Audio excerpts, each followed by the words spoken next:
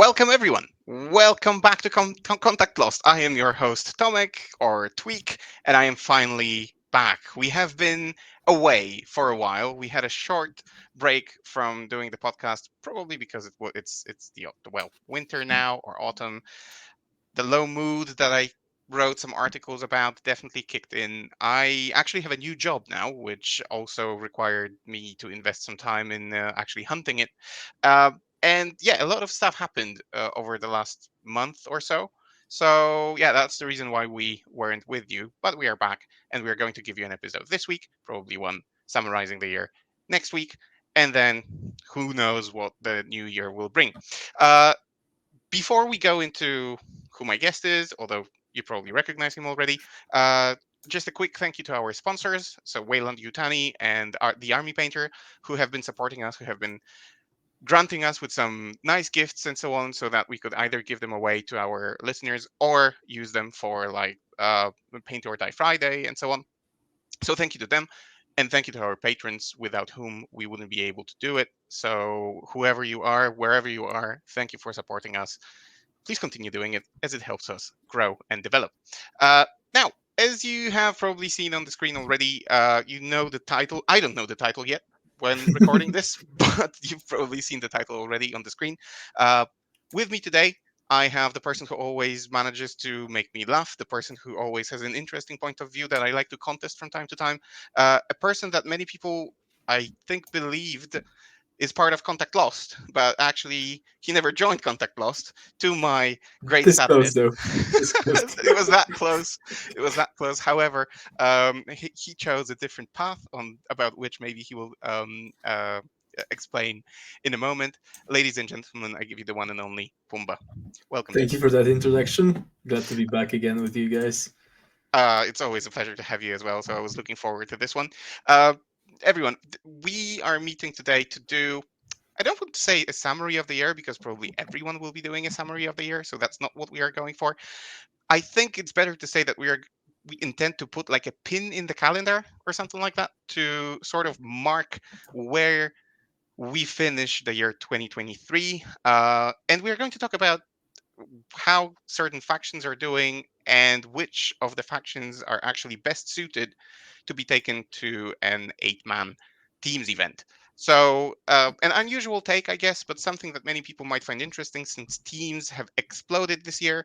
This is a very common topic. There are multiple TTS leagues out there. There are team events that are now becoming more and more prevalent. I think even the UKTC announced like an increased amount of team events that are going to be happening in 2024, which only shows that this eventually will probably become the go-to way how we play Warhammer 40k. But before we go into that, Pumba, we haven't seen you for a while. It must have been, an eventful year for you. So, since we are doing sort of summaries, how have you been? What have you been doing recently? How was your year? Well, my year has been basically split in half between pre WTC and post WTC, Hmm. which is basically a different world that I live in, because it sort of became a thing for the last 2 years that my year basically starts and ends at WTC instead of at January. Um, so yeah, eventful year. We actually won, which was the biggest achievement of my life, I believe, like Hmm. legitimately. Uh, so this is definitely the highlight of it, and something I will remember for the rest of my life. In terms of 40k, it's been so many things. It's been a job. It's been absolutely an absolute shit show of a meta. It's been wonderful as well. Um, Hmm. like to preface this whole conversation we are about to have, I think I struggle to remember a time where 40k has been as good in as good of a place as it is now. Legitimately, in terms of meta, in terms of popularity, actually, I think 40k for the last 2 years has grown so much that it's incredible to me. We've got so many media. We've got coverages of tournaments. We've got huge tournaments happening all of the world. We've had our first world championships, of Warhammer held by Games Workshop, which is also very exciting. And Yep. I'm looking forward to seeing how this hobby grows in the future, especially the competitive side of it. Yeah, the year was crazy, and as you said, there are so many podcasts I even thought about, and probably that's what I'm going to do, in between this episode and the next one that we do with like my son and Joker and so on. I might just do an episode about the podcasts and other media outlets, 40k related, that I follow, so that people can actually learn about them and experience them. Because as I mentioned many a time, I devour podcasts like crazy. So there's a hefty, hefty list of stuff that I can recommend. So I might just release a short episode about the stuff that everyone should see and talk about. So yeah, plenty of stuff, plenty of events. We ourselves have been to some, um, but the thing that interested me the most about you and your, I must say, successful 40k career, you have reached something that many regard as the pinnacle of 40k achievements. So you have won the WTC. Has that actually changed anything for you? Has that opened some doors or windows or anything of the sort? Or is it just, another tick box on the list for you? That's a very interesting question because it is definitely something that I aspired to, but compared to some people in the like Polish community, some people in general 40k community, it actually legitimately didn't take me so long to reach that goal, right? That was my second WTC that I was involved in, um, Hmm. and we managed to win that. But that was a tremendous effort, of course, but it didn't last like 10 years as some for some people Yeah. because it is such a difficult task. For me, right now, I am definitely recognize that I am more recognizable Hmm. um, in the general space. Um, the most important for me that I actually gained from the whole experience is the amount of international friendships and just the growth of the international community that has happened throughout the last year and like 2 years, but this year especially. Hmm. Um, I know now so many people that are involved in competitive 40k who are like-minded people who I can talk to every single time, um, who are just my legitimate real life friends now, and I'm so glad that it's happened Hmm. because I so much like there's I couldn't overestimate how much it means to me to be able to actually develop these kinds of relations with people so different, such different backgrounds, different communities, different Way of everything, right? thinking. Yeah, everything. So that's, I think, WTC has been a journey which actually benefited me as a person the most in that sense, in the Hmm. sense that I now have a legitimate group of friends across the world who I can talk to almost every day if I want to. Um, and I'm super happy for that.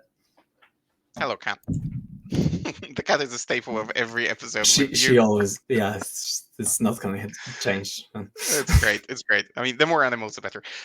But still, one thing that I think needs to be mentioned. I don't know if that's a benefit of winning the WTC. Probably it was already in the making anyway. Uh, you have become a part of a team, as we said, very close, that close to joining Contact Lost. Instead, you traitor, you joined Stat Check. Is that correct? Yes, Right. I have become a traitor. I have officially joined the StatCheck crew as a part of Enter the Matrix show, which I co-host with Nathan and Typhus. And Hmm. this was a decision that was kind of brewing in my head for a long time now. But I decided that before WTC, I just didn't have enough time to squeeze into Warhammer Hmm. because of all the prep and all the work I was doing. So I decided to hold that idea off for WTC. After WTC, then I talked to the boys, and they were super happy to have me on board, and I'm super grateful they did. Um, that's also wonderful. I super enjoy doing that show. It means also a world to me. Um, and all of these guys are basically my friends as well, as I've mentioned previously. This is one of the closest group of friends I have. People like Ines, people like Anthony, I've known for a long while now, and to be able to develop this whole network actually with them is amazing. Mm. So yeah, it comes to me. It comes as no surprise that they eventually decided to, snatch you away from us, especially with your team's experience and so on. And to anyone who follows us but somehow is not still following StatCheck, do check out Enter the Matrix, because this is Ines says that in his during his show, but I can repeat that with full confidence. Actually, the best show about teams events out there by a long mile. Like, you won't find any better teams content than those guys over there doing their job, talking about their experiences. We have Typhus, who used to captain Team Poland and play on Team Poland, who won the WTC previously, and this year when Poland won, he was the coach, captain, one of those. Um, and Pumba, and then obviously Nathan, who also used to be captain of Team England. Maybe he will return to that role one day. Who knows? But you couldn't imagine a better cast of players for uh, a show like that. Um, I think enough of the plugs. We can move on to the topic. Distraction ensues. We don't know. To those of you who are listening and not watching, I also don't know what happened. Only Pumba knows, but probably something collapsed because of the cat. That's So exactly right. Yeah. yeah. Anyway, moving on to our topic. So we have the top, I guess, top 8 armies, because we're talking about an 8-man event. So I have asked Pumba to have a think about that, especially that Poland, along many other countries, is now involved in a series of scrimmages or scrims, or if you don't know what that is, we're basically talking about sparring games where uh, different national teams get to experiment, get to check out new ideas, new lists, and so on, but also get to practice creating matrices, doing the pairings, and so on and so on. As I mentioned, there are multiple leagues out there. Like Tryhard has a teams league. Vibe Check, organized by StatCheck, is also out there. I actually subscribe to all of those things, and what I discovered is that uh, I'm a scrub.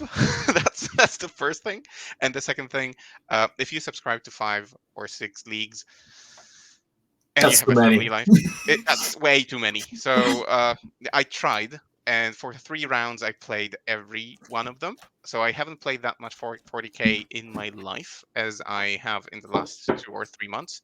But I needed to actually apologize and leave some of those leagues just because it became overwhelming. But the scrimmages for Poland, Try Hard and Vibe Check are still ongoing, and that's something that I don't wish to quit just because team experiences are the best. So Pumba, maybe let's set the scene for the list. Team Poland has played in a bunch of scrimmages. Uh, were there or are there any armies that uh, you want to check, that you are unsure of? Any specific recommendations that you give to players, or are the players gathered around Team Poland pretty much free to play whatever they want for now because it's that far from the WTC? So it's a combination of both. Hmm. Some of the people are interested in only certain types of armies. They can be faction specialists, they can be playstyle specialists, and that's completely fine. Um, if we have person, to give you an example, someone like Skark, right? As he's been playing this game for more than I probably live, he has that certain playstyle, and trying to put him into a melee army, that might not necessarily work. Hmm. But there definitely are examples of people who are struggling to find an army, the current army that they should be playing, or something to practice, or their like their favorite army is not viable, for example, right now, and then they can always ask for some guidance as to what should they play, what should benefit the team as a whole, what are we lacking in our player base, what is flying maybe under the radar. Hmm. So it's a combination of both, and definitely something that um, the selectors are taking care of by basically a person-to-person basis. Hmm. Right. But you also, I think it was mentioned on in one of the episodes of Enter the Matrix. You also take into consideration the fact that certain armies will not be seeing the codex released anytime Mhm. soon, and I heard the claim that it's a good idea to actually keep on playing those armies because their playstyle is not going to change drastically, even if a balanced data state comes out. Is that, did I get that right? Yeah, that's definitely one of the factors. As this year's WTC is not going to be so I don't know how to even call it, so sudden after the edition Unpredictable, maybe. change exactly. Hmm. As we know, we have this roadmap of Hmm. codex releases that GW has put out, and because of that, we kind of know which codexes to expect coming out before the next WTC, right? So if your army is not in that list, that probably means that practicing it and sticking to it can be very beneficial Hmm. to just actual get in actual practice before the event, as it might as well translate um, to the event itself, right? Hmm. So definitely something we keep track of as well. Right. And I also see this personally because I am also involved in those scrimmages, although I have no ambition or aspiration to be part of the national team, but I want to, let's say, ex- experience or be around skilled players to learn.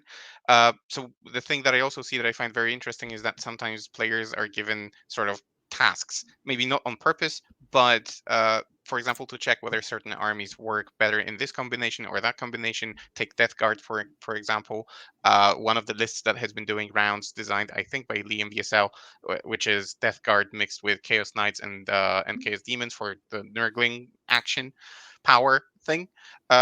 So, for example, I was given a task to try out a list that only plays Death Guard with Nurglings, no Chaos Knights. Is that something that you're also interested to venture into and just have like a wider variety of possibilities? Or is it just, you know that Chaos Knights are good and there is no need to put them in those armies to check to not block the team? What's the reasoning behind that? It's a combination of again of Hmm. different factors. So it's definitely army dependent, as if we would like to have option to take, for example, Chaos Knights. So let's not use them. Let's actually check out if that particular list that has been maybe getting super popular, Hmm. something like CSM, for example, might be a little bit tunneling or like Yeah. what would you call it? You're shrinking the possibilities of actually exploring the codex by just picking what's known to be best already, Hmm. right? So as these scrims are just that, scrims, and we do um, look at them as practice foremost, and that's the most important thing to gain out of them, is information, is practice, and it's also developing player skill and looking at potential prospects. Hmm. If someone is being given a task to develop a specific list that uses some um, tools, for example, or maybe they are tasked to tech into some particular list that the pairings have proven to be difficult against. That Hmm. also is a test of skill and development of a list for that particular player. So there's different ways to look at it, and it also is based on basically person to person, army to army basis as to what the particular maybe team companies for particular scrim. Maybe Hmm. it's a person who has been only playing that one particular list for a very long time. Maybe not on faction. Maybe we would like to see them change something up and actually prove to us that he can develop a list that is designed for something, Yeah. as it is a very useful skill to have in teams. Yeah, something fit for purpose, or like a skew list that does a specific job really well but Mhm. doesn't really do anything else. Yeah, okay, that makes sense. All right, okay. So this is sort of the premise. This is sort of what I guess Team Poland has been doing recently, but I think not only Team Poland, judging by how many scrims there are and so on. It looks like many national teams are actually going for the same to try and find out stuff or learn stuff or just spy on other teams to figure out what is currently the shit to bring. Uh, so yeah, let's tap into that. Let's tap into what Team Poland or you uh, think are the top 8 armies. Um, I understand that you have some thoughts about this, that you have your list of top 8. Mhm. Maybe before we go into the top 8, you have some special shout outs, anything that has the potential to get into top 8, but not yet there? That's very interesting, and something that I definitely wanted to mention anyway is the Hmm. fact that because the metal right now is so healthy, like legitimately so healthy, picking just 8 armies to fit into your 8-man team is incredibly difficult. There are some spots that are kind of obvious, and then it's literally up to the captain or the person like actually building the team composition to figure out what they need answers for, what their player base is, and almost based off of that, I would include some armies over the others. Hmm. Um, I have chosen this 8 of my like own volition. It is my own design. It's very subjective in that sense.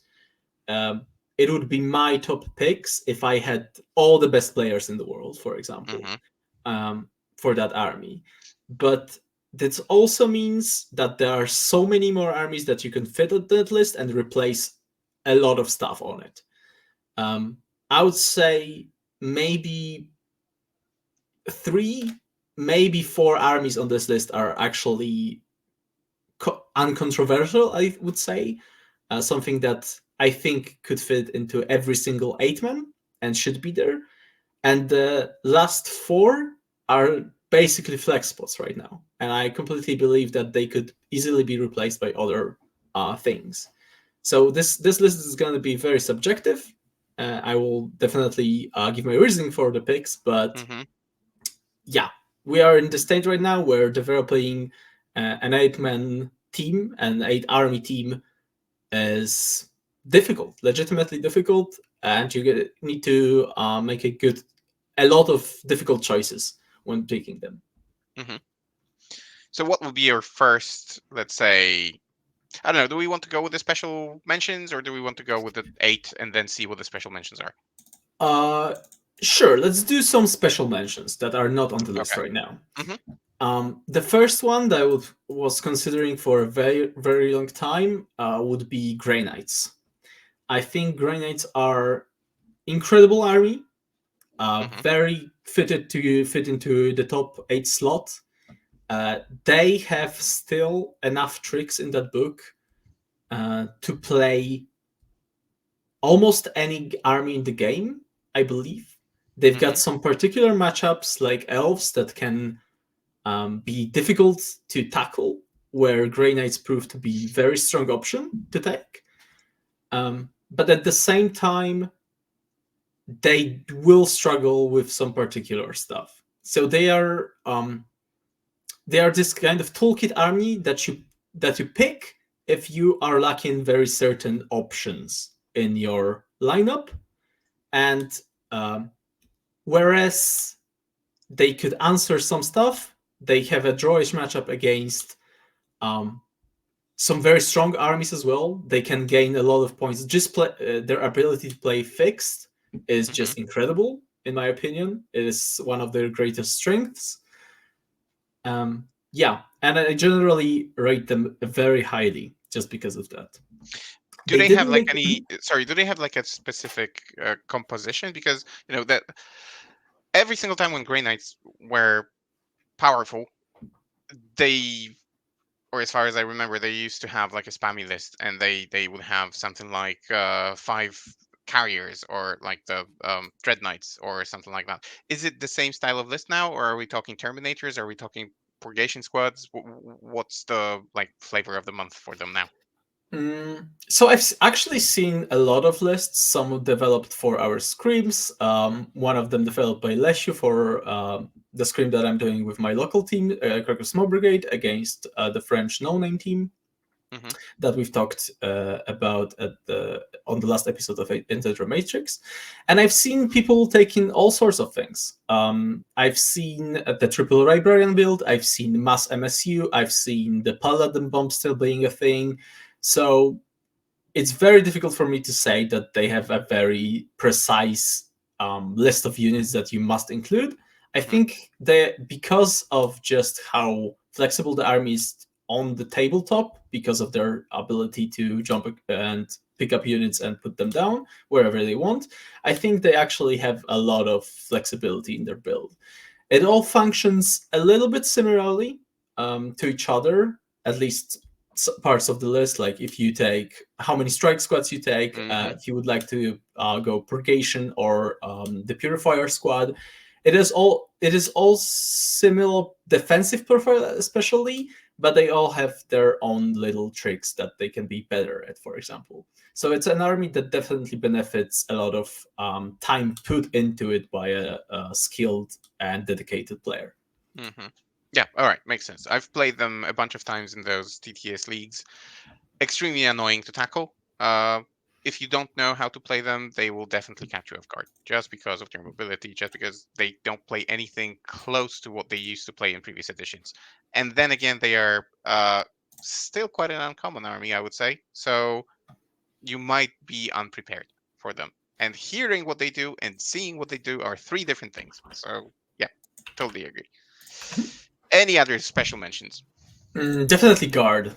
Mm, as a tool army in teams, just having the opportunity of picking up an army that threatens the opponent with mass artillery is still a value proposition. I think they have fallen a little bit out of favor because of their recent changes, um, and I don't think they are the best army by any means, and they have a lot of problems as well.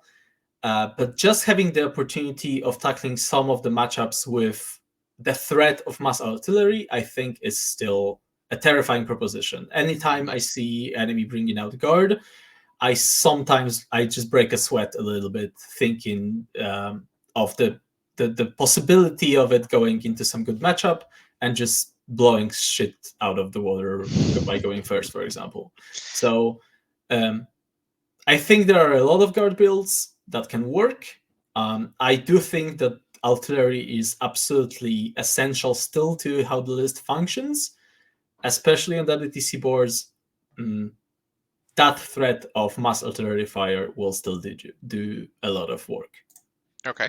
Is there any specific matchups that you would be looking to pair guard into, for example? Like anything, would you treat guard as a defender, for example, and allow your opponent to actually pair something into them, and they can take whatever the opponent can throw at them, or would you rather have them as an attacker for your opponent's defender? That's a very tough question because right now, as the meta shifted so much into Hmm. a transport kind of thing, guard actually loses a lot of its power when they have to break the can that the actual meat is inside, right? Hmm. And because of that, they a little bit struggle against certain matchups. Um, the Rhino spam is still difficult to deal with.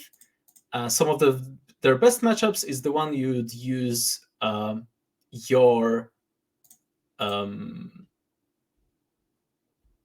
your artillery to their um, biggest potential. Hmm. So something like World Eaters, I would say, something like Grey Knights actually is a pretty good I would say target for the guard list. The Okay. reason why they are not on the top 8 list for me is just the fact that it is a little bit difficult to find them that right spot in the list, Hmm. or like the list that they would like to go into 100% always favored. Right. Okay. Uh, would you say that Skark's list from the WTC can still be viable, or has the meta actually been turned upside down and that there is no place for that list anymore? Difficult question. I think it's gone up in points way too hard for Hmm. it to be fully viable.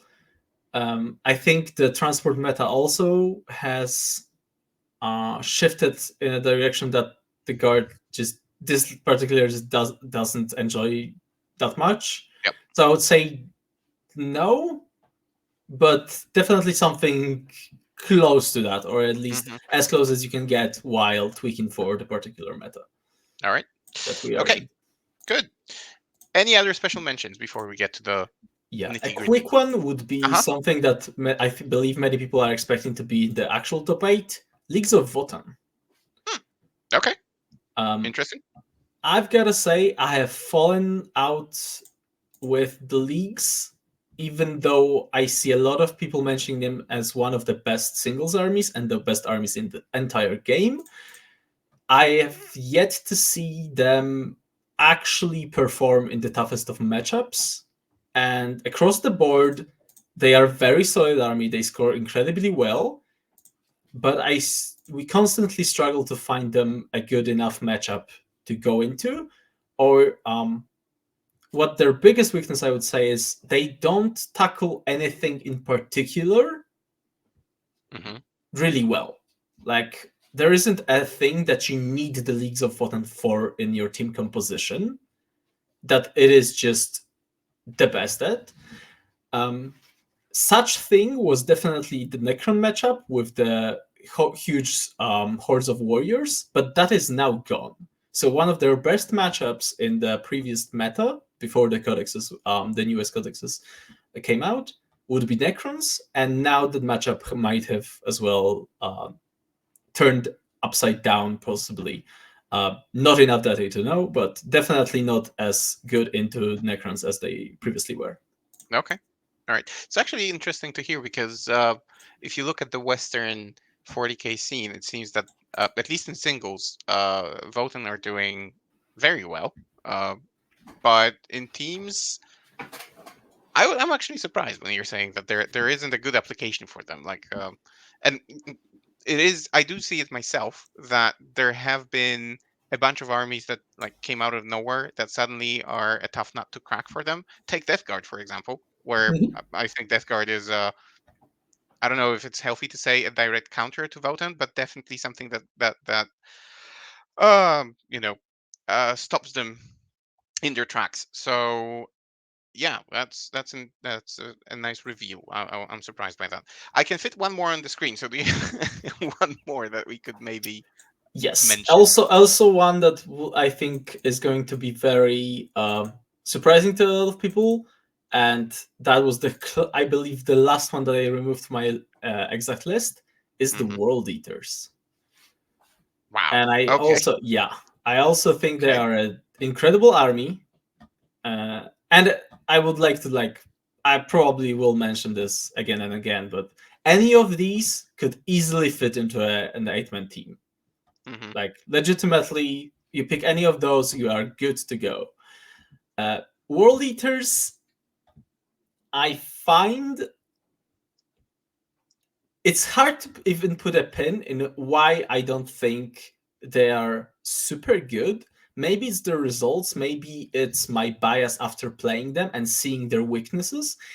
I believe this army does struggle into people who have a lot of reps into them. Hmm. And the more I play against people who have reps with them, the more I see the weaknesses showing through. And there still is going to be a lot of armies that can outplay you straight up. Okay. I think they are like just on the edge of making it though. Hmm. I could I as Go I on. might as well do a lot of arguments for actually taking them. I have seen them perform. For example, in our vibe check league, but Hmm. I also have seen their downfall and what can happen if someone is very good against them. Right. Uh, would you say because again, from what I see, pe- people have a limited amount of builds for World Eaters. Well, first of all, because the book probably isn't that rich when it comes to like unit choices, and I'm still hoping that GW is going to do something about it. But I guess the main differences are whether you bring Angren or don't, and whether you bring more Jackals or not. Like, is that right? And are the majority of people playing Vanilla's list, or do people actually experiment with the composition? I think there's a lot of choices, to be honest, and some of them may seem to be small choices, but actually impact the game in a significant way and how the army plays. Hmm. What I found is they tend to favor, or rather, on a, like coming from a different direction, what they can struggle with is winning the attrition war against your opponent. If you don't manage to overwhelm your opponent and secure your primary lead, for example, in the first part of the game, by the end of it, you most likely is going to you are going to be tabled, and depending on what you bring in the list, that can happen sooner or later. Uh, Things like if you take one rhino or two rhinos, things like how many characters are you running, these all will impact your particular matchups. So even though you kind of seem to not have a lot of options, I think there is small changes in that particular list, and that army can make a huge impact on your matchups. Hmm. Yeah, that's definitely an army that I fear. Even though you claim that my Death Guard has an upper hand against them, I don't feel that. But I haven't played that much up yet. I've played it with Tyranids, and with Tyranids, it actually turns out that there is something like too aggressive screening, uh, which was a hard lesson against Nas. But That's definitely something that can happen, yes, against the yeah, army. but I'm that much smarter now, so we'll see. We'll see how it goes. But again, interesting that they didn't make it to the top 8. So yeah, maybe without further ado, I'm just gonna copy the slide very professionally and remove these guys, these guys, these guys, and these guys, and let's go to your top 8.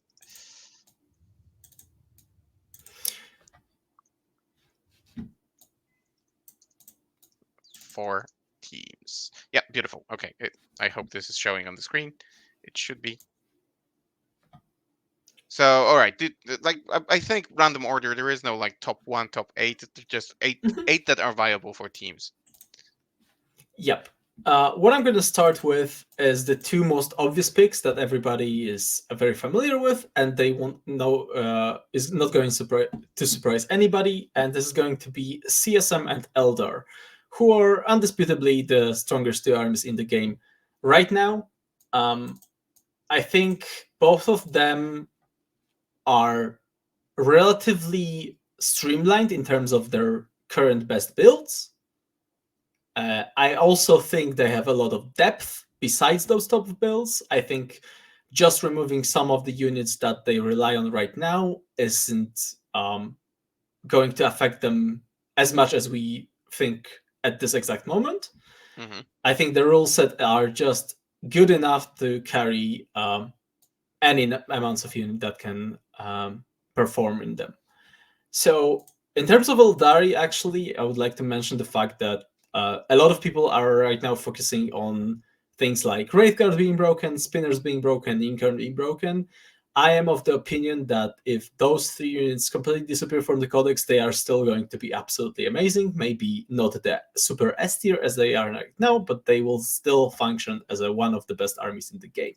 That's my honest opinion about them. I think the rule set that the Codex provides, the index actually provides, is good enough to carry a lot of stuff a long Hmm. way. In terms of countering them, if you are playing the more typical Wraithguard build, you by this time I believe everybody is well aware that if you are trying to go for tournament wins or just game wins or teams, you need to be prepared to tackle 10 Wraithguard using Phantasm every single turn. Hmm. And there's a number of ways to do that. You can overwhelm them, or you can rush them. Many armies have different answers to them. Mm, and the spinners are something that will still uh, provide you a lot of trouble to deal with, as they just mean that anything that relies heavily on advance and charging or is just out in the open can get absolutely blown out of the water by those profiles. Or at Uh, least debuffed significantly. exactly. Hmm. So any Death Star units that you might have in your army, say Deathing Knights, you need to be aware of the fact that if you come up against the Eldari player, they will crawl like little toddlers across the board, like 3 inches at a time, which Hmm. is a pain in the ass. So, still amazing codex. I don't think like legit that impact that just tackling some of the burst units can solve their issue Yeah, entirely. probably they need more. And I can understand how GW can have a difficult time doing it because it's so multifaceted and multi-level when it comes to like changing them. I specifically am not using the word nerfing them, but probably many people would like to use that. But changing them in such a way that they are still viable, they can still play, they are not like beaten to the ground. Yeah, But I is legitimately second the opinion that I've heard. I believe Ines say in the like yesterday's show mhm, on Satchek that they have fucked up so badly with writing that rule set and the just the amount of power that they have in their rule set and stratagems and just the extremely overvalued or like completely busted mechanic of rolling hit and wound roll every single time they shoot provides the army with such strength that it is nigh impossible to balance. mm, okay. How like d- have you had any thoughts about Remove what phantasm.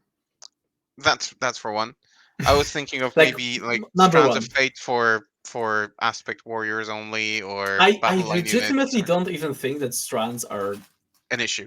an issue anymore. No, I Okay. think their nerf was kind of good. I think they are not completely broken mechanic Hmm.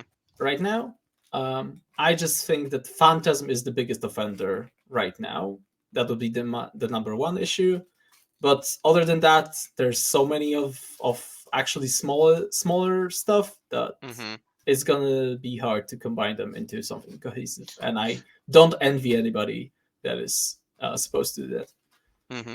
So is there, again, judging from a perspective of a, like, let's say, team captain or a coach, is there any army that you specifically would not want your Eldari to play into? Like any bad matchups for Eldari? Grey Knights. Grey Knights being, I Interesting. believe, number one. Um, Other than that, they have a lot of matchups that are definitely not 3 wins by any means. One of Hmm. them being CSM, that we'll talk about for a minute. But Hmm. I still think it might be a toss up. Um, there are ways, there are definite ways to now tackle Elder and give them problems in pairings, but throughout the so many months of us trying to figure out a definite counter to them, it's hard to something that wins that matchup every single time. Hmm. Still, Yep. there are definitely things that the Eldar should avoid, but that doesn't necessarily mean that they can't still win that. Hmm. Yeah. I mean, a lot, but still boils down to the player skill. But let's not forget that the Eldari players are also learning. They are not standing in one spot Mhm. just looking around for the next opponent. They are actually drawing conclusions from what is happening. So I heard Exactly. that for example, again, I'm going to mention Death Guard for the for the third time because I also play it. But I heard that Death Guard are actually good into Eldar. Again, having if the Eldar players play enough games against Death Guard, they will also learn maybe not to chug their Incarn straight into the fray Mhm. turn one to get grenaded to death. They will actually draw conclusions and learn how to actually properly play the matchup, and it's not going to be that easy anymore. Nah, So absolutely not. I yeah. think it's one of the armies that the Elder might struggle with, but it's also nowhere near being a free matchup by Hmm. any of the sides. Yeah. Okay, fantastic. I don't I think we need to spend more time on Eldari because they've been on the lips of absolutely everyone and their grandmother. So moving on to your second faction for the top eight. That's going to be CSM, of course. Sweet. And the Chaos Space Marines, an absolute menace to deal with. I legitimately think they are more difficult to deal with than the Eldar are in Team's environment. It's harder to find good answers into them. One of them might be coming up in my other top 8 pick, but still, this is one of the factions that you can find answers for, maybe. Most of these are still going to be drawish matchups or something that can play the army rather than just straight up counter them. I have happened to play one tournament with them. I have just was amazed with how easy it is for the army to remove any threat that they want with the things like forge fiend shooting and the efficiency of chosen. But the entire rule set, as I've said, is good enough to carry any number of units that are still in that codex. So Yeah, absolute they have powerhouse. extremely points efficient units, like the ones that are taken in the top lists from accursed cultists through chosen to forge fiends and obliterators. All of them repay you threefold or more what you invest in them, which is crazy. Mm-hmm. So yeah, we've seen them take multiple events, including the WCW. So yeah, no questions about this. It's an obvious pick. It's Yep. going to be interesting to see whether they get tackled in any way in the upcoming balanced data slate. I am almost certain they will, but I also struggle to see how they would tackle the army in a comprehensive way. Again, I believe this is kind of the thing where the pact mechanic with the mark mechanic combined generate such abundance of power in units that kind of are not costed towards the fact that they have those abilities that it's Hmm. going to be very difficult. Okay. Yeah. So Eldari CSM, I guess the two completely not surprising choices. Mm-hmm. Now we get to the more interesting bit, I would say. So the other six that, according to you, would make the top eight. So what is next on the list? My another pick would be Space Marines. Space Marines, which have kind of become a Swiss knife army, I would almost say, because I would like to also mention, sorry, Hmm. that I kind of hate this codex. As a Space Marines player of old, I do not enjoy building lists in it. I find it just not exciting to build any particular Space Marine list right now. Seems to But be I a also, theme. I think yeah, Ines mentioned the same yesterday that he's not enjoying the codex. He's been playing it for a while, but it doesn't bring joy. Not as much as the Tyranids do, for example, which is another yeah, there elite. are definitely some data sheets that it is kind of playing Space Marines is kind of picking some datasheets that are in every single list, being scouts, inceptors, possibly aggressors, Hmm. and then building, like picking your detachment and then building all your stuff in that particular detachment. Say if it's Iron Storm, you pick Whirlwinds, maybe Dreadnoughts, maybe a Repulsor, something like that. Hmm. If you play other options, you might switch to something different, but because of that, it still functions differently based on which detachment do you bring. And because of that, they can be teched to deal with different things. If you would like to bring an Iron Storm, it also has a lot of room to kind of put those little units or pick your particular chapter in a way that mm, supports your particular army for a particular matchup, Hmm. which I very much enjoy. In a sense of that, I would like to include them in the list of top 8 factions. Um, even if you pick Ironstorm, there are so many different ways to tech that Ironstorm into different things. You can go Blood Angels and have Death Company for punching purposes. You Hmm. can go Dark Angels to gain more CP. There's a lot of stuff that you can include. You can go Vanguard Marines, as John Lennon did, and Leshu did, and all in different shapes and forms. And Hmm. all of these lists, I think the biggest strength of this codex, by this virtue, is even though a lot of the units are similar, nobody's really going to have prep into your particular build. Yeah. And it's one of the strengths of the codex, definitely, because all of them do something a little bit different. They play into some matchups differently, and it's nigh impossible to play against every single Space Marines build because they are so diverse in how they perform. Which really, uh, I think GW deserve some sort of congratulations for writing a codex like that one, where you have a variety, and it's not just a variety of 100 something data sheets, but it's also the variety of viable detachment choices. And as you said, you can basically pick, Space Wolves that can be viable, Blood Angels, Black Templars. Every Mhm. fan of Space Marines out there will find something in the book that actually plays and can be included in the top 8, which is really Yep. good. So I I believe in terms of rules and attachments, I believe the codex is really good. Like the rule sets are all kind of equal, kind of good. What I absolutely hate is the fact how limited the datasheet options that are good are.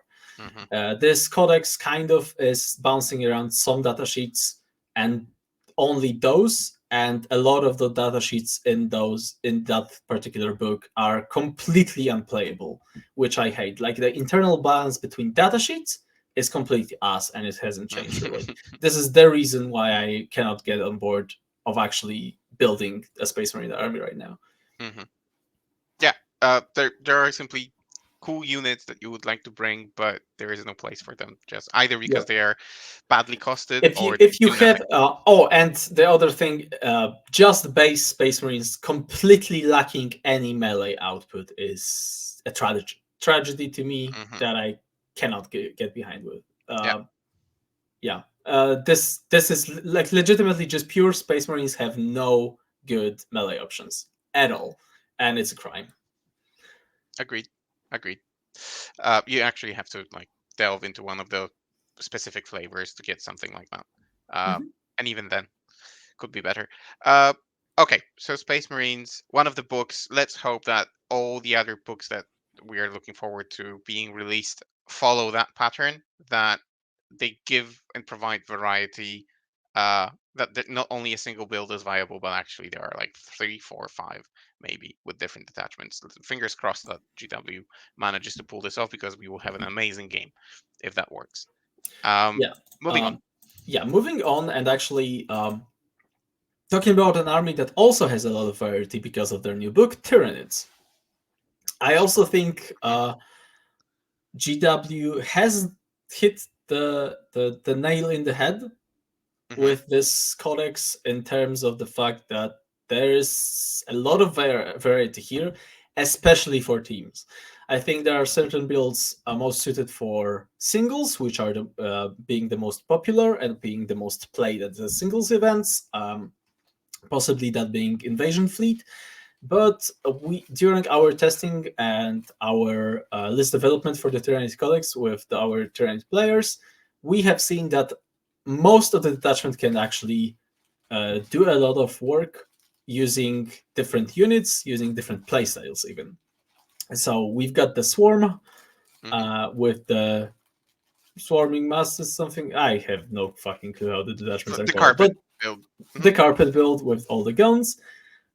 You've got the invasion fleet with the exocrines and stuff, and the codex definitely falls in the same kind of category where every time you want to build a list, you kind of pick the same things.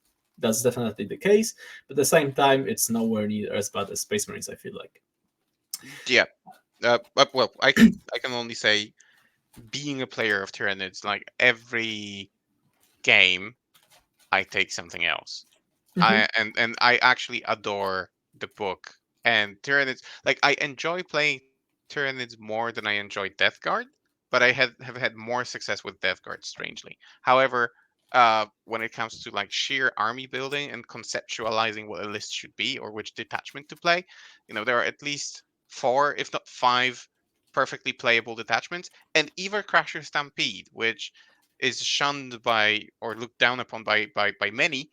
I built a list and played against Brian Sipes' orcs, and we had a game like in his pre-Leicester practice, and we actually played a game that was very drawish. So Yeah, even Crasher I Stampede can think do something like that. every single detachment in that book has played. Yeah. I have seen a build that can perform against and do something um, really good on built on every single detachment in this by now. Hmm. And whereas where the codex came out, I was not very impressed by it, by the virtue of seeing it played and playing against it and losing against it as well. Of course, I have seen the power that the Tyranids can bring onto the table by Hmm. now, and I have definitely think that they have a lot of. They are also an army that would reward someone diving very deep into them and testing a lot of things, as I've seen people do. Hmm. Yeah, absolutely agreed.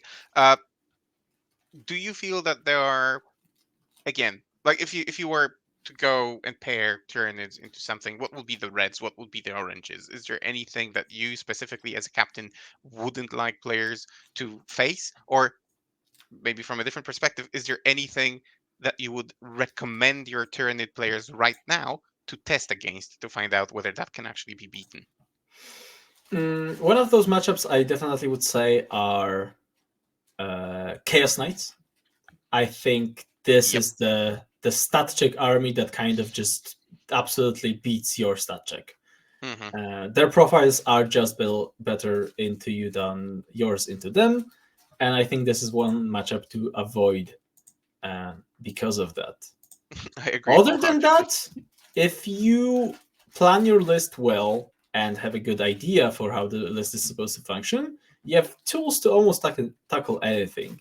The Hmm. just sheer power of you being able to score at least, I would say, 36 in secondaries every single game is just huge. Yep. It legitimately can win games, and it allows you to just focus on your primary game, which can defeat opponents outright. Just Yep. being able to focus on the primary part of the game, while secondaries almost do themselves, is huge. Yep. And it also is interesting that this book, more than I think any other listed before, mm, allows you to actually defeat enemies in uh, a greater variety of ways. Mhm. Because this book is not exactly about sheer damage output, it's about maybe tweaking your opponent, playing secondaries better, move blocking them because you have so many tools to actually, block the table, block the movement, and so on. Recently, I've been playing my Vanguard list into orcs in one of the Copenhagen leagues, I guess, and I won the game purely because the Vanguard list had like 3 units of gargoyles, a trigon. The trigon didn't even drop behind enemy lines; it dropped in the center of Mhm. the battlefield between containers, just blocking the orc cavalry that and couldn't move to the objective, and that was it. That did the trick, and it was enough to actually do certain things to score for me to block him from scoring. I adore this book. I think it's really well written. I would like to see, I don't know, maybe a Tyrannofex or something to have some sort of anti-tank, Mhm. reliable anti-tank. But other than that, I don't think that book actually lacks anything. Yeah, I think it is the closest we have to an actual control book right now. A Yeah. control army. An army that can just win the game by controlling your opponent's movement, controlling the board. And I kind of like it about it. Like, Hmm. uh, this is also, I think, the reason why it's not obvious why this book is good and why it hasn't been obvious it's going to be good when the book came out, is the fact that there isn't any particular standout profile in it, some kind of superpower, something overpowered, like in some of the other cases. Hmm. But just its playstyle has become kind of this control. I am going to score 40 on secondaries, and I can block you. I can control how you move. I can delay you as much as possible to actually also focus and win the primary game. And this is Hmm. how I'm going to pull it Yeah. off. Yeah. Just make sure that you don't put your cargo straight in the face of the world eaters. That doesn't work. It depends, right? But definitely. Not the way I did anyway. Don't give them free charges. That's, I guess, what I'm trying to say. Right. So that's the first four. Let's go with number five. What would be the next one? The new Necrons. I would like to Ooh. talk a little bit about the new Necrons. I would like to talk a little bit about the new Necrons as well, but you start and then, I'll get there eventually. Because this book, um, opposite to things like Tyranids, seems obviously strong. And there are some things in that book that are ridiculous just by looking at them. Like legitimately power level, like way above the power curve of what they should do. I don't have enough data to know their matchups. I don't have enough games against them to know all the tricks yet. And the Hmm. Necrons players don't have enough reps to build absolute craziest list out there, I believe, Yeah, right now. not yet. But two of the detachments in that book seem incredible. And I might be going out of the limb with my hot take, but I believe what actually is going to become the stronger option is the teleporting, the hypercrypt, I believe it is called the The attachment, phalanx something, yeah. instead of the Kind of uh, like court. canopter cord. Hmm. It is kind of my suspicion. It is based on absolutely fucking nothing, except for the fact how much I value moving and option to strategically move your units around and threaten with them across the whole Uh-huh. board. Whereas I think Canopter Court is very um, simple to understand why it is so powerful. It has those particular things that you need to deal with, things like wraiths being extremely durable, Hmm. things like the immortal bomb being obnoxiously strong in terms of damage output. Hmm. I look at those things as something that the meta can adapt for in time, at least. What I think the meta will find difficult to adapt for might actually be just a good Necron player pinging the teleporting detachment and making a list that is very out there and that just abuses this mechanic relentlessly. Because this mechanic in things like Grey Knight can function just because they legitimately don't have a good shooting platform. Hmm. Whereas just the thought of 9 heavy destroyers teleporting every single fucking turn wherever they want on the board seems incredible to me. And we're not even mentioning the Catan, which are obviously now a huge pain in the ass, and the profile that I find it's going to be way harder to adapt for, um, because you kind of needed to tackle Incarn, sure, but Incarn didn't have a fucking feel no pain, and that's a huge change, legitimately, Yep. in the durability of the unit. So nothing particular besides that about Necrons for me, as I legitimately don't know how strong or against what they are strong against. But it's very clear to me that this army is is going to throw a lot of punches across a lot of armies. Yeah, I can give you my take after having played two games versus them. Both with Death Guard, both with, I think, identical list. So I think, as I mentioned, as a scrub. So again, in no position to preach, but I will preach anyway. I think, like from a position of a mid-table terror sort of player, that book is fucking stupid. Like It seriously, seems to I be. I feel like, so my history in 40k goes back to 7th edition. That's when I started, and like the biggest uproar of my entire 40k career was when Inari was released for the first time. It was because they had multiple mechanics that, or sorry, multiple like abilities that were mechanic defining, or defying is actually what I wanted to say. Game breaking to a point where they could do things out of phase, they could do things against certain mechanics, and so on. We thought that Eldar now are a menace because of like Phantasm and so on. Wait until you play Necrons, because they have at least three different mechanics that are against what the rulebook says. Like, they have lone ops. They can shoot, get into vehicles. They can teleport within 3 inches of you and charge you, and stuff like that. There is stuff that is immorally good, and immorally strong.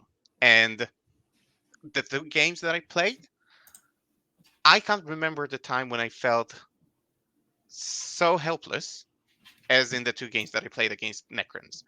Bear in mind, one of those games was against Gito, so like the world team champion playing Necrons, and probably one of the best, if not the best, Necron player in the world right now.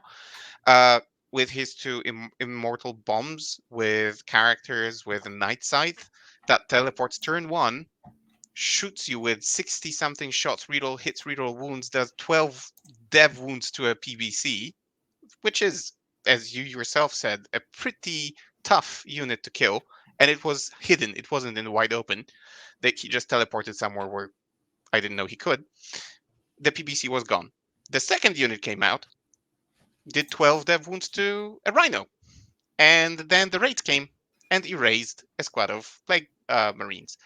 At this stage, with me not really being able to put up a game, I had to forfeit turn one. And it just felt like in that meme where somebody is holding a child by its hands and just punching it in the face with its own hands. Basically, that's how I felt. Um, Not very fun. It seems like an army that the players um, that are very hell bent on winning events are going to jump to immediately, and I'm very sorry to see that, because, yeah, I mean, the first event this weekend was won by, like, the biggest event this weekend was won by Necrons. Guess why? That's why.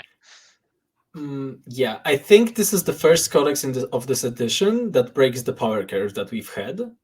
That's kind of, it is immediately obvious why it is so strong, Mhm. but legitimately, I don't think it is nowhere near the level of broken that stuff like Drukhari were when they released, or the Nids, for example, in 9th edition. Meaning, I like Tyranid spam. Oh, sorry, Yes, the warrior spam. yes, Okay. or even maybe Crusher Stampede. I Mm, don't, or the Harlequins when they actually came out, right? mm. In 9th edition. I don't think we are at that point, but it is definitely the first codex where its power level is very obviously above the curve of the rest. But I Mhm. even would struggle right now to say with a very high level of confidence that they are better than elves or CSM in their current form. Yeah, I mean, it remains to be seen. Again, Mhm. there are the builds are still in the making. The other game that I played was against two monoliths on Vital Ground, where they just did on Hammer and Anvil, where That's they a just did, little bit of an unfortunate matchup on that particular mission.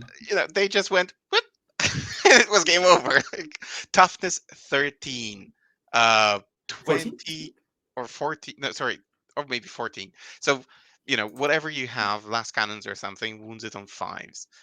You can give a monolith for invulnerable save, just because why not? And it becomes a tough nut to crack, even when you have a lot of like lethal hits and so on. It is still a challenge, especially when you have to. And then, as I mentioned, you teleport stuff, it fights, it charges. If you shoot it, it teleports away, and then it teleports back, and then fuck you.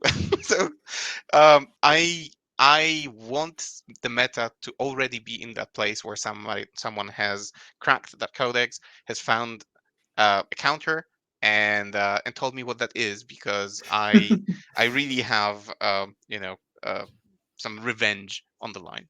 Aye, aye, So Captain. Doing it Thank right you. now. Thank Literally you. on the job right now. Thank you. I'll be very happy to find out how to beat them. Yeah, but I, So I think they are definitely beatable. I think they are definitely good, but I right now don't expect them to be as meta breaking as released Eldari, for example, were. yeah, Wraith Knights with dev wounds and stuff. Yeah, Hmm. absolutely. All right, good. Again, I'm very happy for the Necron players. Finally, you get an interesting playstyle, or again, a choice of playstyles. Abuse the hell out of it because it's a really good book. I hope you have fun. Uh, Yeah, I actually yeah, legitimately think that what the Necrons are doing now is still going to be more enjoyable to play as and against than the Warrior Bricks. yeah, I agree. The Warrior bricks, They even when were they were so solved, binary. yeah, very much, very There's much. there's always there was a binary state of things like can you deal with them? The Necrons are fucked, and the Necron player is sad. You have no way to deal with them. The Necron player is just moving like going through motions to win the game, and you have nothing to do with it. Yep, It and was terrible. again with the new book we are still at this stage where people are taking the book at its face value, so they Mhm. are we have the two strongest detachments. We know that they are strong. We are going to see them win events, but I actually am looking forward to that point where somebody goes deeper and finds that many people from Liam Hackett to Gito say that whatever the detachment is called, the destroyer cult detachment, is probably one of the weakest. I would actually like to be there when someone wins an event with that, because it's probably also possible, as it is with like the less common detachments for the Tyranids, for example. We've seen Mhm. Assimilation Swarm. Well, probably not Crusher Stampede yet, but Assimilation Swarm definitely has won events. Uh, I want that to be the case for the Necrons as well. Good. Okay, number 6. Number 6 is going to finally make Typhus happy because I am including Sisters of Battle in my top 8. They are a terrifying army, and I'm just straight up with it. They are an army that I struggle to find counter to. That bad. Yes, I Okay. legitimately think that they don't have a lot of good matchups, or like this is for me the army that kind of replaces Votan in my Yeah, top 8. I wanted to say it sounded very much like the Votan, that are neither very good nor very bad. Yeah, like the thing about Sisters is compared to Votan, I would say they have better matchups into other top 8 armies for me. Like straight up, definitely.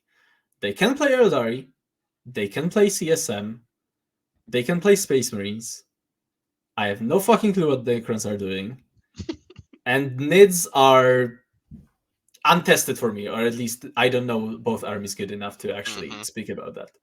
But um, for my money, there is almost no better defender or an army that just can go into everything, and they can also find some matchups that they will straight up win. Hmm. Extremely good.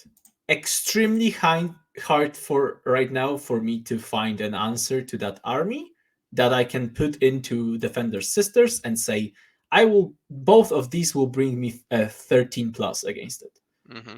Extremely difficult. So recently, there has been a number of podcasts. Like if I see Vic VJ go on another podcast to talk about sisters, I'm gonna break something. I love the guy. I've listened to both of them, by the way.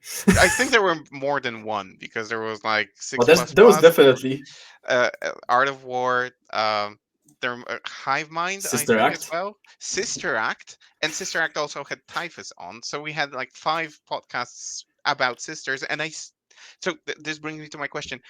Even despite that, is it possible that sisters are strong also because people just don't know how to counter them yet because they are still fairly uncommon, or is it just the sheer power of the book itself? We are in this beautiful phase where sisters are the new hotness, and they are being widely discovered as a good army, Hmm.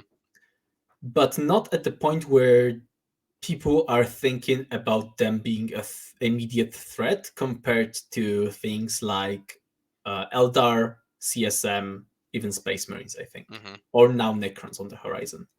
I think they can still fly a little bit under the radar because of how powerful those type armies are and how popular they are compared to sisters. If Hmm. people are thinking about playing singles, it's hard to get good reps into sisters because they still are not very popular. And because of that, they still, I think, will fly a little bit under the radar somehow, Hmm. Okay. somewhat. Are we Um, talking about like a single good build, or is there a variety, or is it just down to how many exorcists you bring? we've seen variety. There's definitely staples. Um, I would say staples would be the what something that I would like to call the super sister squad, the one where you just dumped billion ones of your miracle dice and they can delete everything in the game. So the put 6 to hit, put 6 to wound on a Melta, 6 for Yeah, damage, no, and no, it's better. boost It's your take counter spell. one of your miracle dice with one, and it's an automatic six that hits and wounds. Yeah, beautiful, And then fantastic. take another one, that's 8 damage for you. Let's go. And then you have a palatine in there as well, if I Exactly. recall correctly. That Yes, if it's there's a whole bunch damaged, of things. if the palatine gets damaged, it turns into damage 4, which basically erases There's a 3 man additional unit. mortal wounds. There's so much stuff going around with this squad. Basically erases that single model erased 2 units of Death Shroud in a game against me, and it made Mhm. me seriously consider whether I want to sell my beautiful Death Guard army after playing that. I have such bad what is it called, a PTSD after playing Sisters, and that single model for 40 points, something like Something this. like that, yeah. Yeah. So it literally made me cry. But still, it's amazing that in the hands of skilled players, this army can actually tick, and it's also amazing that 5 months into the game, when we are just working with indexes and not codexes, uh, armies like this, become prevalent. That's fantastic, and again, probably Yeah. good game design if you think about it. If I were to point at one particular thing that makes sisters tick and makes them as good of an army as they are, it's definitely Archoflagellants. Yep. The unit that everybody is talking about. They are way too cheap for what they do, and their defensive, especially defensive profile, but offensive isn't bad either for the points. Hmm. And this is definitely the thing that provides Sister with something that's things like Drukhari, which is board presence. Something that can actually, for the points, withstand a lot of damage, play the primary game, bog down your opponent. That's Hmm. basically allows them to not get rushed down and outplayed mm, on the board, as to say, right? Hmm. Just not get pushed off the board. Yep. Because if there's one thing the sisters will struggle with is overall aggressive play and just being fed an overwhelming amount of stuff into their face. And Arcos are just incredible in stopping that. Yeah, and I guess something that brings joy to many faces of Adeptus Sororitas players, the penitent engines, which actually are Oh my. playable, that actually do quite a lot. And again, I guess many people were just yearning to put them on the table. Finally, they are viable. Finally, they can be brought. Finally, they do damage, and they actually are quite strong. Yes, and penitent engines, something that isn't still included in many lists that I've seen. Hmm. Still something of an off pick, but also shows that the range and the options are wider than they might seem at first when Hmm. looking at the codex. Yeah, agreed. Okay, moving on. Conscious of time, 2 more armies left. What would those be? I'm going with Chaos Knights. I Def- can understand why. um, and I think this is this kind of a choice that many people will be surprised with, comparing them to armies that I didn't include. Things like Leagues of Votan, things like World Eaters. However, looking at just what I have here and what I consider to be good, Chaos Knights fill a very specific niche of countering some specific armies. Hmm. They are just a very solid army that has pretty much one build, and you might include demons in that. You probably are, because they are not playing themselves, and it's kind Hmm. of dependent on which of the Chaos factions takes demons. And I do believe that the Chaos Knights possibly benefit from them the most.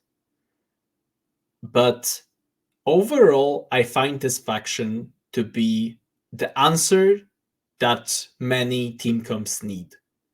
Yeah. As I've said, things like NIDS, things like um, Death Guard. Death Guard, for example, yes. Um, Many Space Marines builds will struggle with it. It is a SKU list that requires very specific solutions, and they have a lot of bad matchups, of course. I would not want to put them ever into CSM. Oh my god, that's so fucking doomed. But at the same time, um, they answer some things very specific. Also, they kind of bait your opponent sometimes into thinking them. I think it has become a thing throughout the years now, even, where people think of Chaos Knights as an aggro faction, as a rush army Hmm. sometimes. And I do believe they have a lot of play, especially on the current boards, like being more of a control faction, a faction that plays primary extremely well with their high OC, and something that people are expecting, even in a bad matchup. I think they can get closer to a draw than many people might expect. Yeah. They also have those interesting tools it's very easy to neglect if you don't know the faction specifically. And I now can call myself almost the faction expert, sheerly because Joker, my co-host, plays that faction and has been playing that faction almost exclusively. So I've played my Death Guard into them, I've played my Tyranids into them. We've played about 10 games and I haven't won a single one. Uh, Primarily because I'm not a very good player, but also because I haven't been able to crack that book and that list of what, like 13 baby knights. But those tools that I'm talking about, that at the beginning caught me by surprise, like the Havoc launchers, that unlike any other Havoc launcher in the game, don't need line of sight. And you would think, D6 shots, ignorable. But actually, if you have 13 of them, this is Mhm. suddenly a problem for your cultists. This is a problem for your nerdlings sometimes. This is a problem even for your freaking biovore. If you leave it on the table turn one, you might, if you're unlucky, actually lose your secondary scoring biovore to the knights. So it is a tool that works similarly to Death Guard's Plague with Crawlers or any other indirect in the game, that forces multiple factions, including even Eldar, to maybe not start certain things on the table just because there is that threat. And then there is the going through walls for two models at least. Well, not at least, but for two models. That can also catch you off guard and out of position. There is OC8 on those little guys. Not to mention the brigands, which I personally think is an OP datasheet that either needs to be brought down a little bit or brought up in points, just because it's so freaking efficient. Yeah, I completely agree. Yeah, just the ability to walk through walls that has been given to them by the stratagem is, I think, enough to bring them over the top and make them incredibly annoying to deal with and way more mobile than you would ever expect that army to be. And probably that stratagem alone is the make or break for both for Chaos Knights and Imperial Knights, because had Yes, Imperial Knights had this stratagem, probably they would be as viable. I don't think they would, just because um, where the profiles of carnivores and brigands are so good, Imperial Knights don't have the equivalents. Their small knights, their baby knights are just straight up worse. Hmm. Okay, fair And enough. I think this is the second reason why. Hmm. Okay, but still, we both agree that this is an army that for now definitely belongs in the top 8. It is definitely, as you said, a stat check army, which is just undeniable. And there will be armies which by design will struggle with this and can bring maybe a draw in a team's environment at best. I'm looking at Tyranids, I'm looking at Death Guard because that's my Mhm. experience. Of course, people could have a different opinion, but that's what I bring to the table after having played 10 games against them with 2 different factions. Um, Fantastic. All right, so we have 7 already. What would be 8? This one, this one is a special one because I needed to include it because I like it so much. It is the army that I'm currently playing, and I've been playing for the last, I believe, now couple of months. Whoop And whoop. it is going to be Death Guard. Awesome. I played as well, so I guess we have plenty to talk about. Go ahead. And I'm going to prepare the card because the cards that I have that you see on the screen right now, they were designed when we were going to the WTC and they were supposed to be used at the WTC. Guess what? There was no Death Guard That at the Death Guard WTC. not really in consideration back then. No, So I not at don't have a all. card. I need to make it really quickly. So let's listen to Pumba while I design a card and put it on the screen for your viewing pleasure. Go on, Pumba. Yes. So this army is for me. It the more I play it, the more difficult it is for me to talk about it. I do think that it has a game into almost anything. I do think it does struggle against some matchups. At the same time, I would have no problem putting it against every single one of those armies that I put over here as my Hmm. 7. Some of these, the Death Guard is not going to win, or not win easily, but it could win any of them. And I strongly believe that. Um, the main problem that this army has, which I am still so trying to um, figure out, is how to mitigate their uneven damage, let's say, or not reliable damage.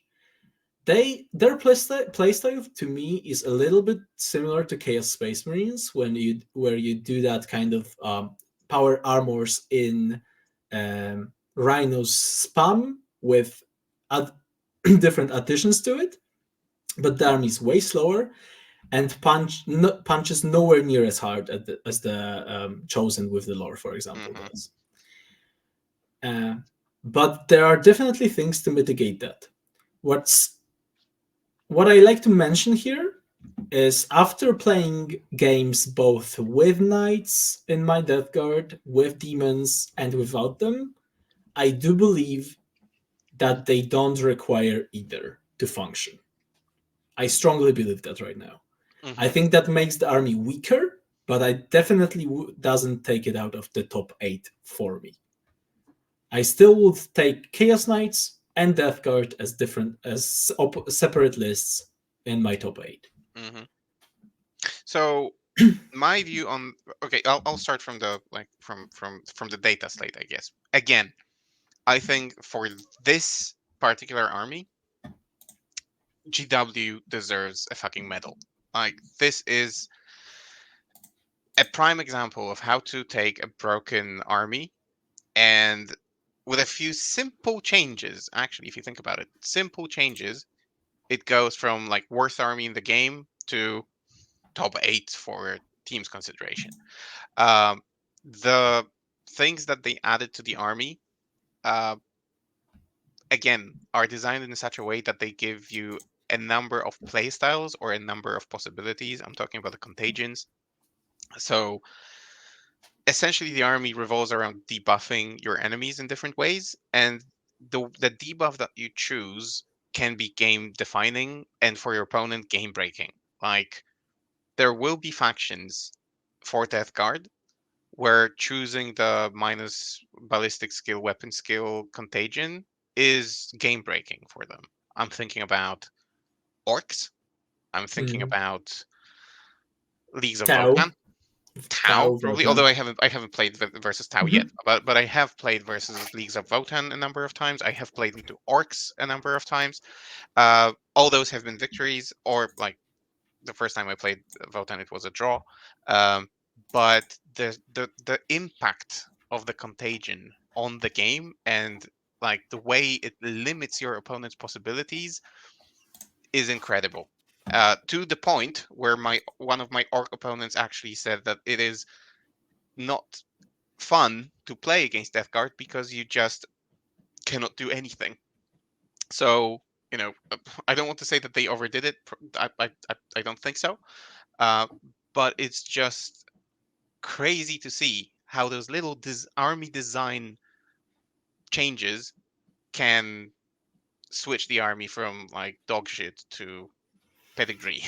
Yeah, back when the index was released and that guard was widely suspected and considered to be the weakest faction in the entire game, I wouldn't have said that some months later, without the without the codex releasing, that they would be ever viable.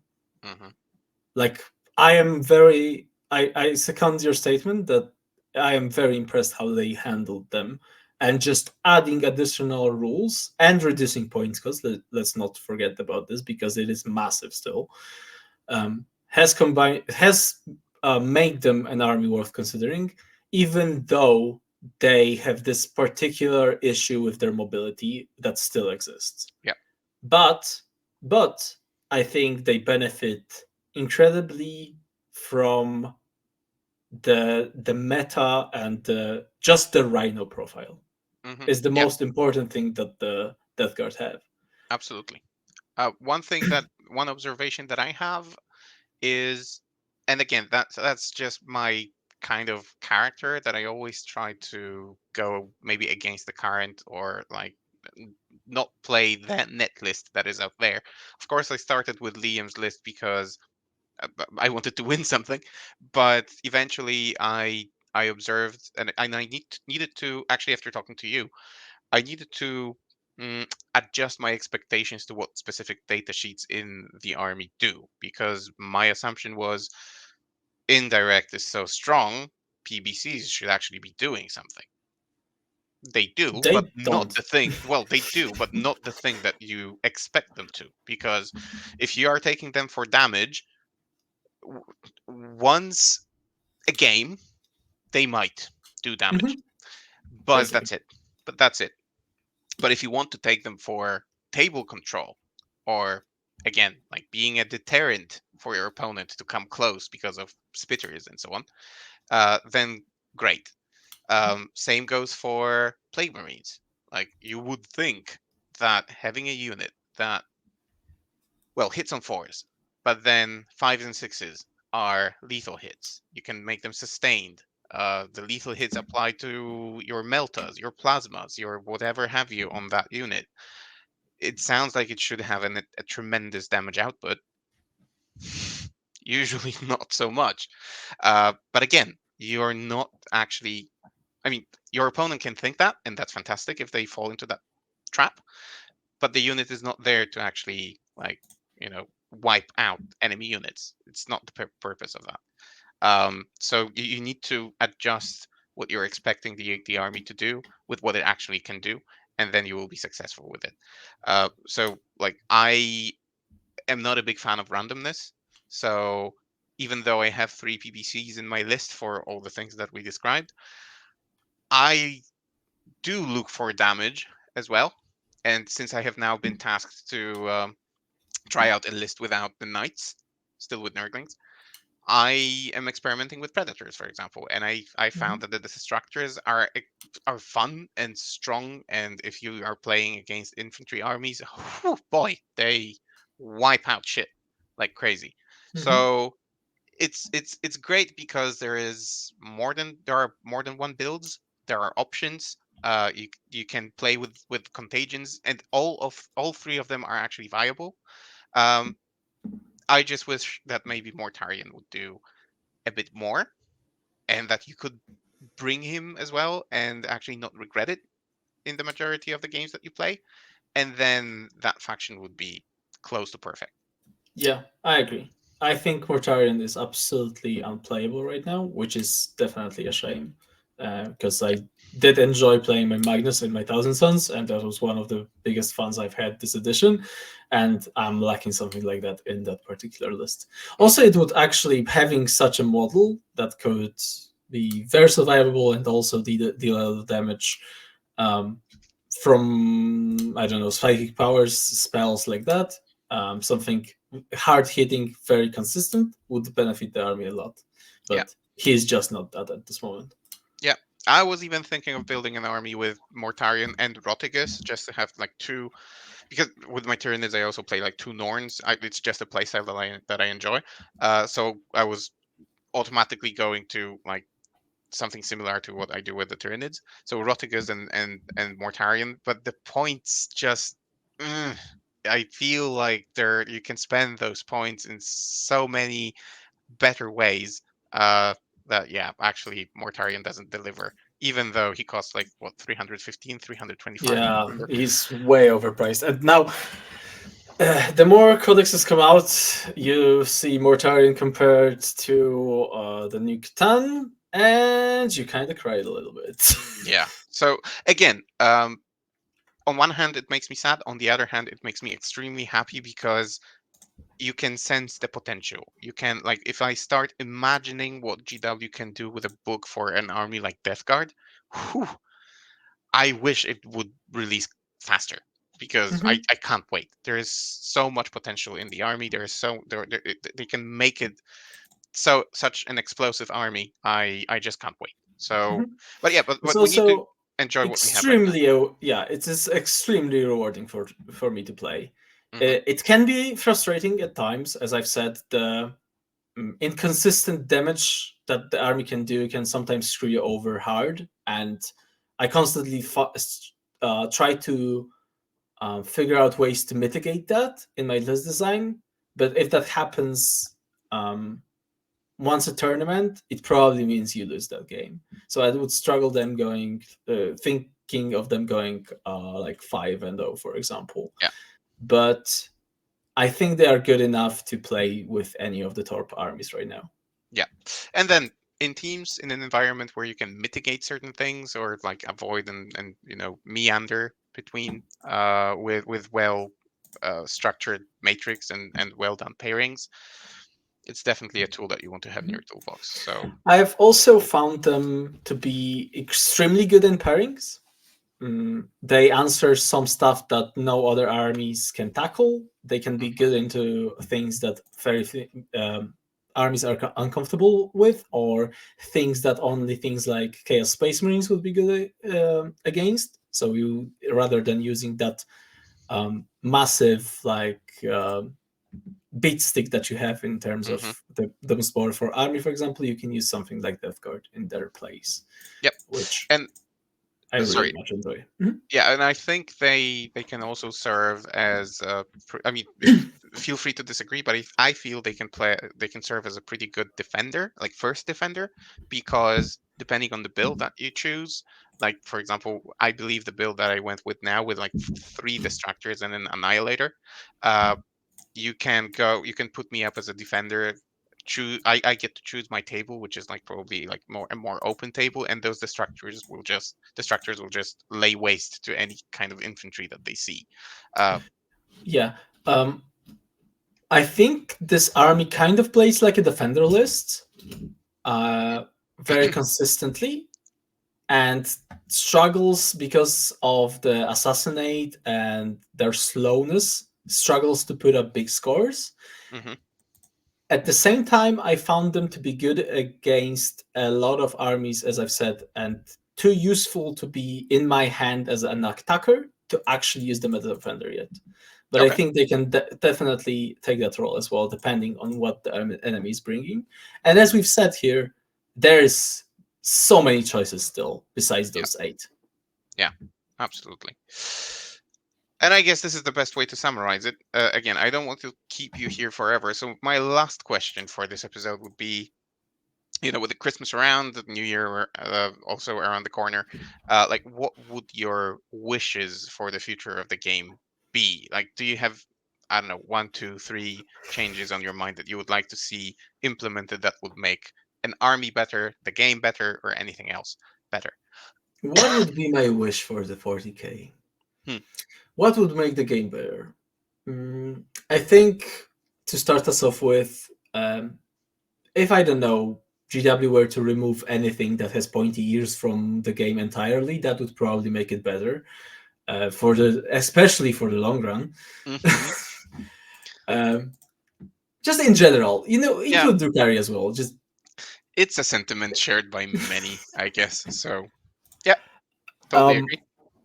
yeah, but overall, I am hopeful that the changes that they introduce to uh, Elder and CSM are a little bit more comprehensive than I expect them to be. I am very scared that they are going to tackle some of the most popular units and nothing except for that. So hopefully it doesn't happen. I would like there to be a new mission pack coming Yeah, a sometime in the refresh. future, a Hmm. refresh of missions, because that is something that I constantly struggle with. That even when the game is at a pretty good place, the missions do become repetitive and kind of boring. Hmm. And missions themselves are not balanced like within each other. There are definitely better and worse picks, and by just constantly playing the better picks, let's call them, you struggle a little bit to um, make the game interesting. I feel like so some new mission pack, a new deck maybe with new mission rules, with new primaries, maybe a little bit of again reshuffling in terms of secondaries Hmm. can also do the game well. But Yeah. overall, I'm happy with the state. I hope it continues. I really hope there isn't a codex that is going to break the game entirely coming.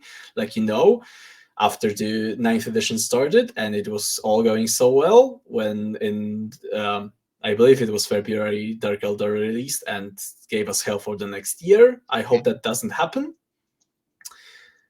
Yeah, and I think that's pretty much it.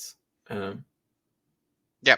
If I can add something to this, GW, please make Demon Princess playable. Like, oh, yeah. drop the cost a little bit because. Oh, that's my one thing. I would love Hmm. to come back to Thousand Suns. Mm, I would love that army to be back. I think they have been over nerfed, especially for what they did at the time, and yeah. something of a sentiment when we discussed the last data slate where Elder kind of gotten off easy compared to Thousand Suns Yeah. was a little bit heartbreaking. So I would love to Agreed. put the Dusty Boys back on the table Mm. next year.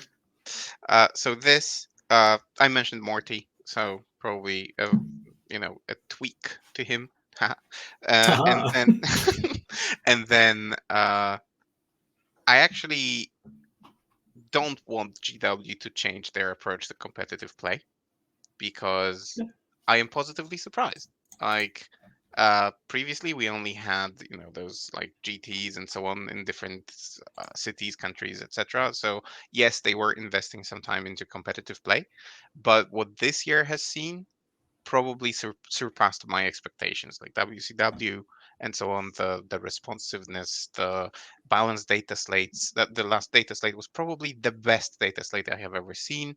Uh, and hiring a person who is dedicated to balancing the game only shows goodwill and good intentions. I guess this coming data slate will be the first one actually done by that person. I might be wrong. Maybe the previous one was already done, but I don't think so. I think that this one maybe be the first one. So we'll see whether they made the right choice with that person. But whoever that is, good luck to you. Don't disappoint us. And GW, please continue doing what you're doing because I think you're making this game a fantastic thing that brings many people together. Right. Um, I think we'll finish with this. To all our listeners, I hope you enjoyed this. Pumba, thank you for sharing your thoughts and bringing your top 8 list for teams to the podcast. Everyone, I strongly recommend you, or I remind you that we have a Patreon that we probably will be revising when it comes to like the tiers and what you get for them and so on. But yeah, watch this space because we are also going to venture into YouTube memberships and probably maybe we shall see. We will go to the live shows again and interact with you a little bit more. So do check out our Patreon if you want to join our Discord, if you want to join our slowly but efficiently growing community. And do also follow us on Facebook because we are all putting some efforts into actually making that an interesting space for you as well with our daily posts. Or we have the Mice on Mondays, where Myson posts some interesting stuff about his either games or observations. We have Tournament Tuesdays when we do tournament recaps. Uh, I think nothing happens on Wednesdays yet, so we're listening to your suggestions as well, like what you would like to read about. Then on Thursdays I do my thoughtful Thursdays, and I'm actually going to write something in a moment for tomorrow's post because we were recording this on Wednesday. So, different things about mental health and neurodiversity and so on. Paint or Die Fridays. And then we still have Saturday and Sunday free. So, again, if you have any suggestions, you're more than welcome. But do check out our posts because we're putting some effort into that to make it interesting for you as well. Um, with that in mind, I thank you for your attention. Pumba, one more time. Thanks a lot. And Thank you so much for inviting me again. It was always a great to pleasure. be back. Uh, Again, make sure that you check out Pumba on Enter the Matrix or Stat Check. And also, I guess we didn't mention this, but Pumba offers coaching services. Not So, yet. not yet. Still in the works. Probably gonna dive into that when I organize my actual calendar in a way that I So, can fit it in. so let's say Pumba is still designing his syllabus. So until that is done, you need to wait and maybe use the services of Ines or Anthony or Typhus. Uh, but yeah, once his syllabus is complete, make sure that you hit him up for some coaching sessions because there is a plethora, like a whole library of knowledge in that head over there. So make sure that you tap into that resource once it's available. With that, I thank everyone, and until next time, bye guys. Goodbye, everybody.